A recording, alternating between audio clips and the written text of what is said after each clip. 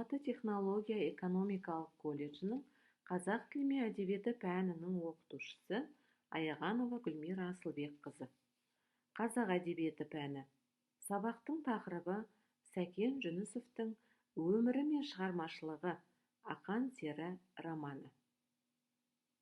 Сәкен Нұрмақұлы Жүнісов 1934 жылы 11 ақпанда Көкшетау облысы Қызылтау ауданы Кішкенекөл ауылында дүниеге келген.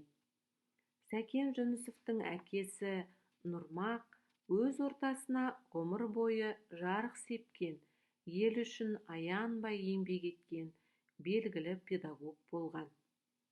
1957 жылы Қазақ мемлекеттік ұлттық университетін бітіріп, алғашқы еңбек жолын Пионер, қазіргі Ақжеркен журналында бастаған еді. 1964 жылдары Қостанай педагогикалық институтында оқытушы болып жұмыс жасады. 1959 жылдары Сонарда атты алғашқы кітабы балаларға арналған. 1965 жылы Жапандағы жалғыз үй романы жазылды. Орыс тіліне 1968 жылы аударылды. Ақан сері диалогиясының бірінші кітабы 1971 жылы жарық көрсе, 1977 жылы екінші кітабы оқырмандарға жол тартты, ал 1979 жылы орыс тіліне аударылды. Қазақ әдебиетіндегі шоқтығы биік туындыларының бірі Сәкен Жүнісовтың Ақан сері романы. Сәкен Жүнісовты үлкен жазушы ретінде танытқан Ақан сері диалогиясы барынша күрделі де кесек туынды.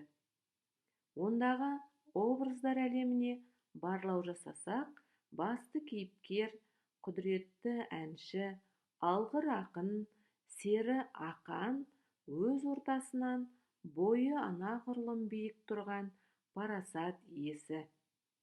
Романның өн бойында оның өнер тұлғасы ретіндегі болмысы мен өнер туындылары қатар келіп отырады.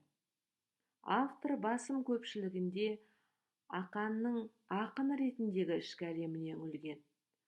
1993 жылы Қазақфильм киностудиясында Ақан сері деректі фильмі түсірілді. Сәкен Жүнісовтың ұстаздан да, шәкірттен де жолы болған қаламгер еді.